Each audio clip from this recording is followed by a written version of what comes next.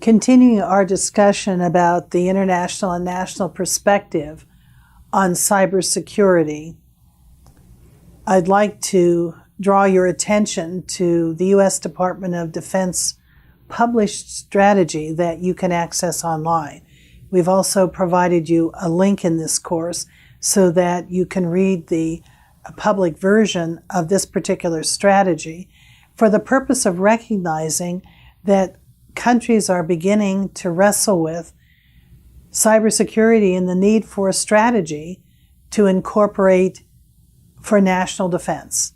Again, going back to the escalating threat spectrum and the fact that we now have nation states with very different intents from cyber criminals online executing various strategies, we need to understand how nation states need to respond. So it's interesting, there were several strategic goals outlined in this particular publication. For one, there was a recognition that we need to build cyber-ready forces. Now, that has been going on in major countries around the world for a couple of decades now, but there's a stated recognition that these forces need to be grown and maintained, and they need to be ready for response. Secondly, obviously, a strategy would be to defend the U.S. government's own networks. But the third strategy is interesting to me, that the Department of Defense with the U.S. government has to be prepared to defend the homeland against significant cyber attacks. And what does that really mean? Well, certainly in the case of the United States, we've been protected by oceans and countries that are friendly on both sides, so we haven't had to deal with the ravages of war. But certainly for all countries, the idea that the interconnectedness that we are experiencing online is changing how we exist in the world as nation states, as citizens, really makes one stop and think, what do we mean about protecting ourselves against cyber nation-state activities?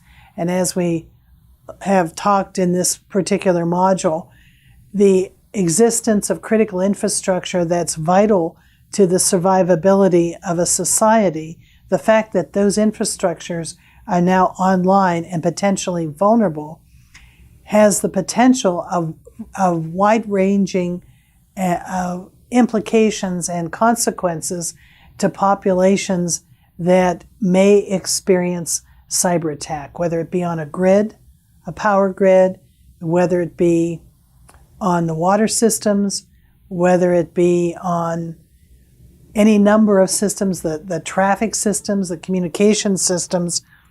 We need to begin to think about vulnerabilities of our nation states in ways they've not been vulnerable before.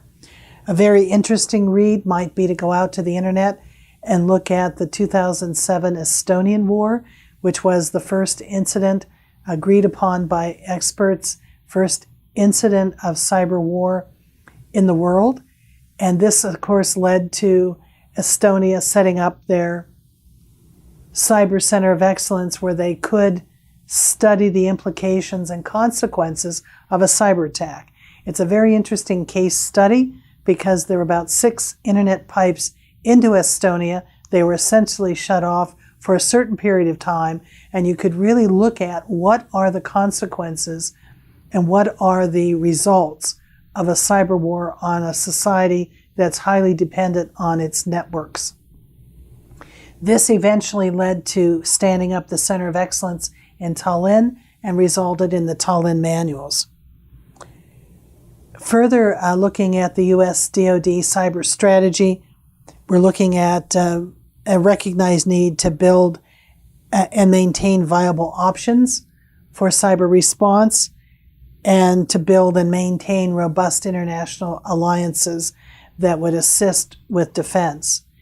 Now, that document, as I mentioned, is available publicly. It is posted online, and I would encourage you to take a look at it because I'm certain that there are similar documents for other countries. I mean, it's basically putting us as citizens on notice that we need to be thinking about the bigger picture, the implications of nation-state involvement with activities online.